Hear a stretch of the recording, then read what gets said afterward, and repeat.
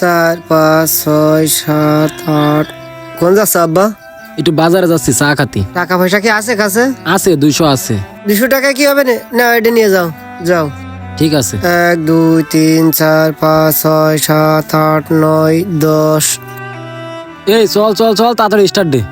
Start যে দেবো, গাড়িতে তেল নেই। তেল নেই, আমি রইছি না, আমি তেল বেরো দিবানে। দে সালা তুই। আজকে না স্কুলতে মেয়েরা পিকনিকে যাচ্ছে, যাবি ঝিনেদাই? স্কুলতে সব মেয়েরা পিকনিকে যাচ্ছে ঝিনেদাই? জাতি পারলি তো হইতো, চল। যাবো তো, আমার কাছে কিন্তু 1 টাকাও নাই। আরে পাগল, টাকা নেই কিসের চিন্তা, আমি রইছি না। তুই এখানে দাঁড়া, আমি টাকা নিয়ে আসতেছি এক্ষুনি। তুই এখন আমার চিনিস না, যাবার টাকা নিয়ে চলে আসবো। এই মকবুলের বাড়ির 1,10,000, এই 1,10,000 থুলাম। কুরবানের বাড়ির 50,000 আর সালামের আছে 25,000, রহমতের 20,000। এই মোট মিলে এই 85 থুলাম। এখনো আবু বাক্কা টাকা দিলে না, ওর বাড়ির পরে না গেলে টাকা দেবেন না। আব্বা কিছু কবা? হ্যাঁ আব্বা, বাজারে গেলাম, তা বন্ধুরা সবাই পিকনিকে যাবে ঝিনেদাই। এখন আমার কাছে তো 500 টাকা আছে, যদি করে টাকা দিতে তাহলে ওকে সাথে পিকনিকে যেতে পারতাম। ও, কাছে 500 টাকা আছে? তুমি আমার একমাত্র ছেলে, তোমার মতো ছেলের কি 500 টাকায় হয়? 1 2। ও অত গুণা লাগবে না আব্বা, তুমি এখন সব নিয়ে যাও দিনি। আচ্ছা ঠিক আছে আব্বা। আব্বা সাবধানে যায়, আর তুমি ইচ্ছা মতো খরচ করে সব। তাহলে বাদ থাকলো সালামের বাড়ির টাকা। সালামের বাড়ি আজকে আমার টাকা আদায় করতে যেতেই হবে। টাকা পয়সা কাগজপাতি গুলো বাড়ি থেকে যায়, আর আজকে যদি টাকা না দিয়ে ওর ঘরে টিন খুলে নিয়ে আসবো। খুদাও টাকা দিয়ে দিয়েছে, মকসুদও দিয়েছে, শুধু সালামের টাকা পালাম না। আসসালামু আলাইকুম। কি রে, ওরে সালাম বাদ দে, আমার টাকা কই টাকা দে। ভাই আমি তো আপনার বাড়ি যাচ্ছিলাম টাকা নিয়ে। ওরে তুই কখন যাবে? আমি আসি, তুই টাকা দে। ভাই আসলে দিয়ে যাচ্ছি না, তাহলে লাভেটা নিয়ে আসি, আসলটা পরে দিবানে। লাভেরটা দিচ্ছিস মানে? আসলটা কই? তোর তো পুরো সিজন সব টাকা শোধ করে দেওয়ার কথা, তুই সব টাকা দে। ভাই এই সিজনে লাভের টাকা রাখেন, আমি সামনের সিজনে মূল টাকা সহ আর কিছু লাভ দিয়ে দিবানে। আচ্ছা দিয়ে দে দে। আর শোন, তাহলে এই মোট মিলে 4,000 টাকা দিলি। এই 4,000 টাকা দিয়ে তাহলে মাথার তা শোধ। আর এবার কিন্তু 300 করে না, সামনের তো 400 করে দেওয়া লাগবে না। কথাটা মাথায় রাখিস কিন্তু। যা এখন যা। আমার জীবনে প্রথম এত বড় সুদ করে দেখলাম। সব জিনিসের মাইলে ফেলে করে তুলে হবে। রিয়াজ, ও ভাই, বাই বাই করিস নি, টাকাগুলো দি। ভাই করছিলাম কি যে এই সিজনের টাকাটা দিতে পারবেন না ভাই? এই সিজন তুই টাকা দিতে পারবি না মানে?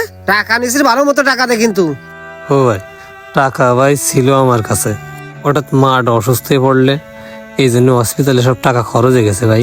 আমি সামনের সিজনে আপনার লাভ সব একবার শোধ করে দিবানে ভাই। তোর মা মূল্য কি পাইছিল ওটা দেখা দেখতো তো আমার না। তুই টাকা নিয়েছিস, টাকা দে। এখন জানতে পারিস সিন্ধু আমার টাকাটা ম্যানেজ করে দি। ও ভাই, তুই আচ্ছা আমার টাকা ম্যানেজ করে দে, আমার টাকা দে আগে। ভাই আপনি আমার এই সিজনের সময় দেন, আমি সামনের সিজনে সব শোধ করে দিবানে, দয়া করেন ভাই।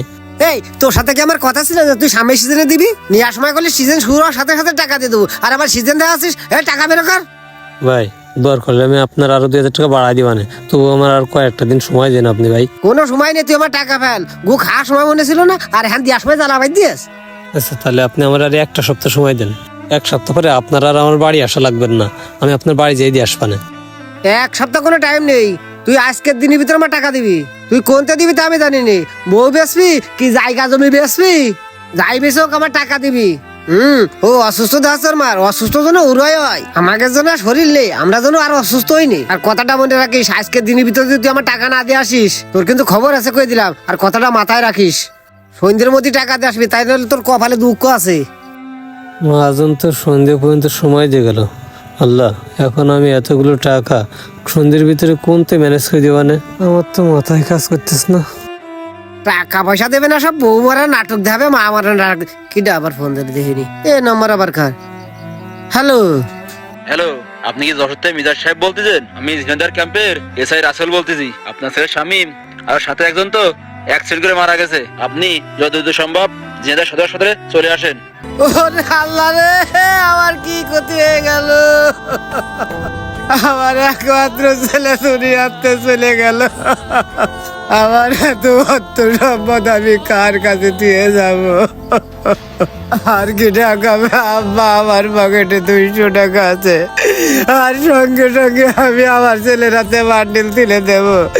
এখন আর বান্ডিল দিতে পারবো না আমার বাজানের হাতে। বাজান গো।